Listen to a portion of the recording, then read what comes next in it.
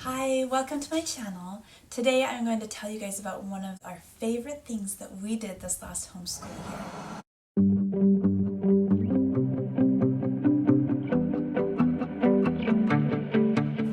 So last year was our very first year of homeschooling, and coming into it I was really intimidated by the thought of making up my own lessons. I just bought open and go lessons, mostly from The Good and the Beautiful. You can watch my review video of our curriculum if you want to find out all the curriculum that I used last year. But I really just depended on, the experts who put it all together just to make sure my kids were getting everything they needed, coming right out of public school and that kind of thought process. Even though I have always really loved art and valued it and thought it was sad that public schools have taken lots of art out of their curriculum, I ended up taking it out of our curriculum because I was so worried about making sure we had language arts and science and history and math and trying to fit that into our schedule every day. It took up our entire day. We started at 8:30 and then we ended at about 2 or 2:30. And I didn't feel like there was room for us to explore art in depth in the way that we really wanted to explore it. Now, the Good and the Beautiful Language Arts curriculum does include art appreciation and does have a few art projects interlaced within that curriculum. Also, the Good and the Beautiful handwriting includes some just little art doodles and things within the handwriting lessons. So they were getting some art, but not the kind of really creative art that we really felt like we were missing. So as the weather got colder and we drew closer to the holidays, my kids were really tired of science and history lessons, which we had after lunch. And they were asking for art lessons. Specifically, my daughter was asking for art lessons, and everyone else agreed that art would be a much better thing to do than science and history. So I did decide that it would be okay for us to take a break in November and December and focus on art. We just skipped our art and history lessons for all of November and December, and we took a nice dive into art. Let me tell you about some of the resources that we used and the projects that we did. Well, the first thing we started out with was drawing, and I used Art for Kids Drawing by Catherine Temple. I just got this from Amazon. And then also Drawing on the Right Side of the Brain by Betty Edwards. And I already had this book. I inherited it from my grandma, and it is in terrible shape. The binding is completely falling apart, so I have to be really careful with it when I read it. But this is a really, really good resource that explains how when we do art, we use the right side of our brains, and it gives a lot of good exercises on how to practice using the right side of the brain and how to really feel the difference and tell when you've switched over to the right side of the brain. So that's a really good resource, and it's got some good exercises in it, especially the first few that you can do with kids. I mean, it definitely is geared more towards adults, but you can gather lots of information from this and use it to teach your kids. And this one is geared towards kids. Obviously, it's called Art for Kids, and it is a really, really good resource. I would highly recommend this one. It calls using the right side of your brain, seeing with your artist's eye. So it gives a little bit of a different perspective. It has much of the same information, and so we really focused on using the right side of our brains or seeing with our artist's eyes during this first week of our drawing lessons. So what that looked like is we started out with a scribble drawing, scribble art. So here's an example of the scribble art that we did. It took a little while for them to initially find any shapes in their scribbles, but once they did, they ended up finding lots and lots. Here's this other one, and I made sure that we turned their pictures every direction to help them open up their artist's eyes or use the right side of their brain to find all the shapes that were hidden within their scribbles. And but it ended up being fun, and everyone found some shapes and everyone felt successful, which was the goal. The main goal of this whole art unit was really to help my kids feel successful, not just build their skills, but enjoy art. My 14-year-old had some pretty bad experiences in school with his art classes, and he had decided that he hated art and never wanted to do it again. And so to have him actually participating and feeling successful and enjoying it was a huge win, and was made me feel like this was a complete success. So day 2, we focused on blind contour drawings. We did a blind contour drawing of the same object, and then I let everyone pick their own object to do a blind contour drawing of. And after they had done the blind contour drawing, we did a regular contour drawing where they could look at their paper. And this just really helped them practice focusing on what they're drawing, studying the lines and the details, and trying to transfer that down onto the paper rather than using the left side of their brain and just doing a representation of what their mind thought it should look like. And then day 3, we did upside down drawings. And this is this is similar to blind contour drawings. You're really studying something, you're studying the lines instead of focusing on your end product and like what the left side of your brain thinks a boy sitting on a couch should look at. You're just focusing on what each line looks like, how it is in relation to the other lines, and you're copying that, and that's forcing you to use your artist's eye or use the right side of your brain. So, yeah, we did upside down drawings. Then I think we did the apple. Yeah, we did the apple on the 4th day of that week. And we found all the circles in the apple. I got an actual apple. Actually, I think everyone had their own apple. And we really studied the apple and found the different circles and the bumps and stuff like that, and drew the apple. So that was our first week, our drawing week. And I thought it went really well, and the kids all really liked it, and they all felt successful. So for our second week of art lessons, I used this resource a lot. This is Drawing and Painting Imaginary Animals, a mixed media workshop with Carla Sonheim. So I really like this book. It's got a lot of fun ideas in it.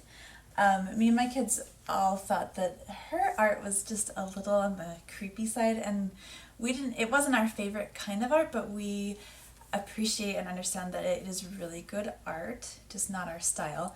And this resource is really good. I highly recommend it. I got this from Amazon used for $5 about, with shipping and handling. So yeah, this is a really good one. So to go along with using our artist's eye, that we were focusing on in our last week in drawing, we started out with Sidewalk Crack drawings. Here is a close-up of the cover of the Drawing and Painting Imaginary Animals book.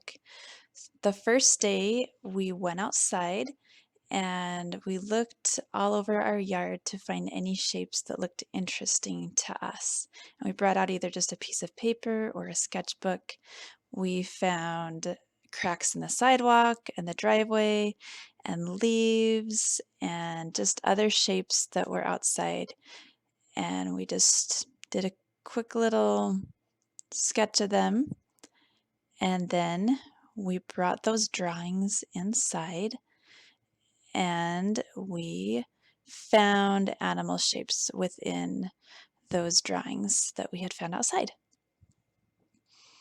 And then we colored them using the technique that's in this book. And it's a layering technique, so it's kind of cool. You can use all different kinds of medium. We used markers and colored pencils and crayons and pens. And we also made our little maps of the different layers we did so that we could remember them for our final project if we wanted to reproduce those same colors. Then the next day I photocopied this Sidewalk Crack from the book, as well as this one. I made several different copies for each of us, and we got Sharpies and we outlined the different animals that we could find in those cracks. And again, we made sure that we turned it all different ways, and we found a whole bunch of different ones.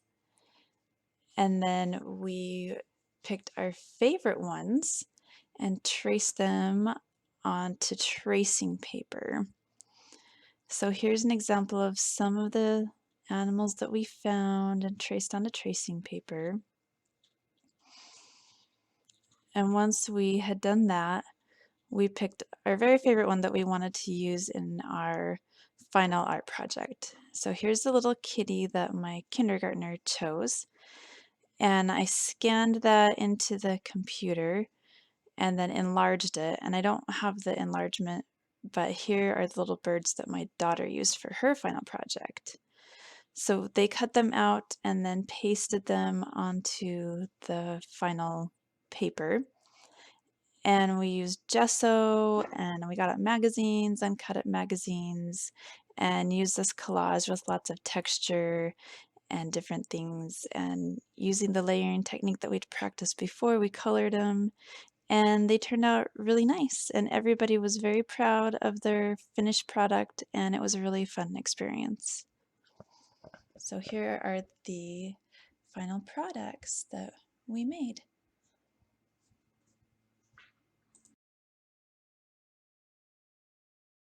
The next week we studied still lifes. And this was really fun. This was my favorite. I'm not sure if it was the kids' favorite, but I know that they really liked it. For this one, we used Art Lab for Kids by Susan Schwake. Schwake?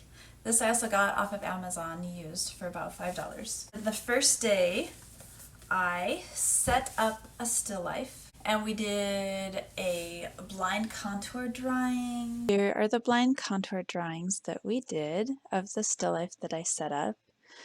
And that was just to warm up and really study what we were going to draw. And then we did a regular contour drawing where we could look at the paper, but it wasn't a super detailed one. We were still just, getting familiar with the setup that I had.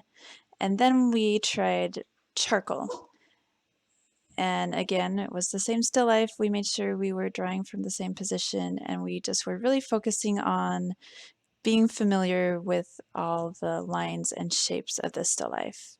The next day, I kept the still life up, and we did a completed still life that had more detail. And then day 2, I set up a different still life and we got out our ink, our India ink, which I ordered off of Amazon, and I'm gonna look up the price. Here, this is how much it costs. This was the best deal I could find. It's a 16 ounce, and we did a lot of projects with this, and it's not even halfway gone. Like, this will last us a good long time. And this was super fun to work with. None of us had ever worked with ink and brush before, and it was really fun. So we didn't do pencil first. I just really wanted them to focus on getting it down on the paper and not worrying about mistakes and erasing things and making it perfect. We got the inspiration for this project from the book, and it turned out really well. We used the India ink with paintbrushes and used this really big paper, and everyone enjoyed it, and they were so pleased with their end art piece. So it's definitely a win. The next day, I set up a more complex still life with a globe and a plant, so we had some different shapes. Again, we didn't sketch these first. We just put down our designs with ink, and some stuff looks a little goofy on mine, but it works.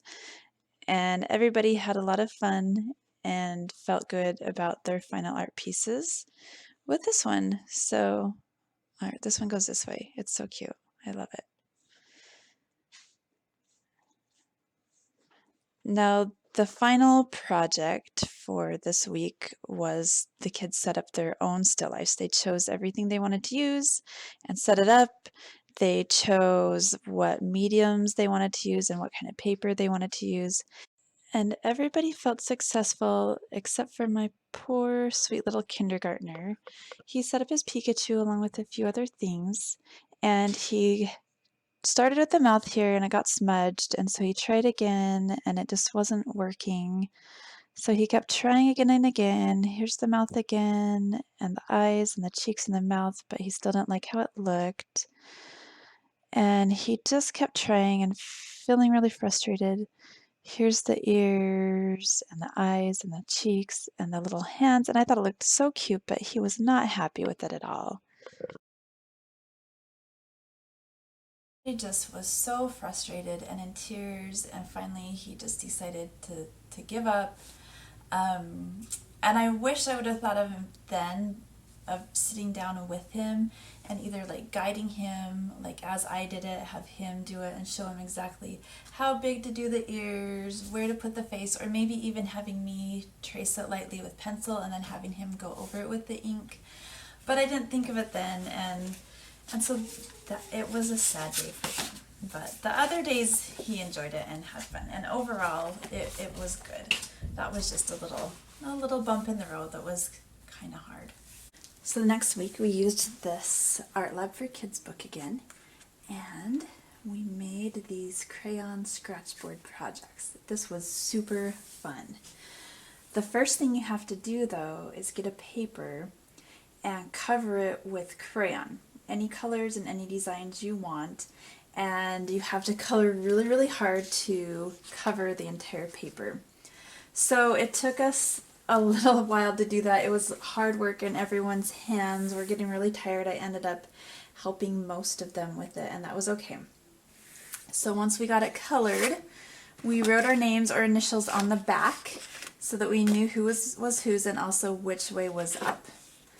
Oh, I guess he didn't do his up. That's okay. He does his upside down. That's totally fine.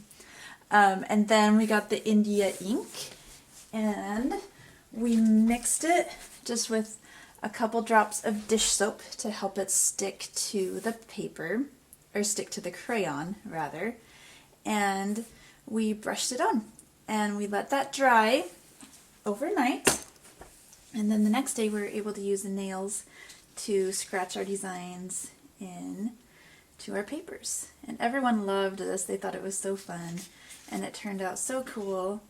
One thing I will say is with mine, I got the ink a little bit thick, and then when I went to scratch it off, it would peel off in these big chunks. So just make sure you don't get any really thick spots with your ink as you're painting it on.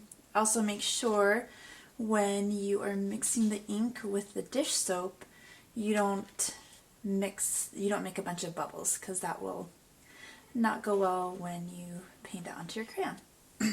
So that only took a couple days. So the next day we did some fun watercolor experiments, not experiments, but projects. So I wanted the end result to be similar to this, which was a little collage made with these beautiful colored papers. So first we got our paper covered in watercolor, and then we sprinkled salt onto the watercolor, and it made these really cool designs. And then we also did plastic wrap. So before the watercolor dries, you get plastic wrap and get it all wrinkled and smush it and cover the paper. And it turns out to be really cool designs. And again, we cut out our shapes to make our final project with this, but we also keep these, and the kids have used these to make greeting cards and stuff. The saran wrap one I think actually took 2 days to dry, so it does require some patience. And then these are our final projects. Mine, I ended up doing a skyline, and once I was finished, I thought I should have done the Cincinnati skyline. It would have put more meaning to it since we live in Cincinnati, but I didn't. That's okay. Stephen was really proud of his dog. He thought it turned out so good, and it did. They all were really happy with their final projects, and it was super fun.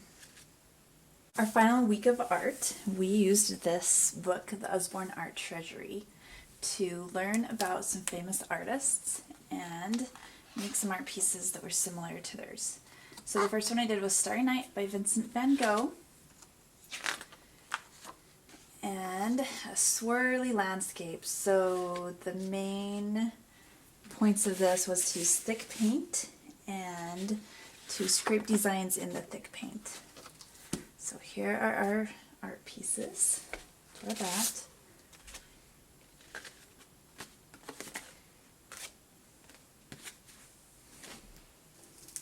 The second one we did was Cat by Shen Kwan. So here are our cat art pieces. And me and the kids had a lot of fun learning about these artists and then just practicing some different techniques that we hadn't tried before.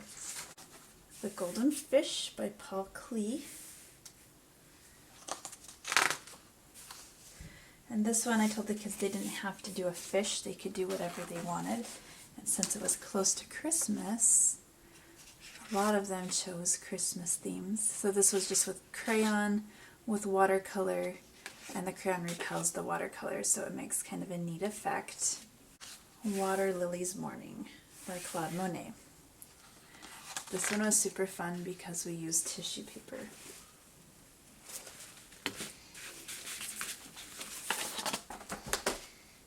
And as you can see, all of our finished art pieces looked different.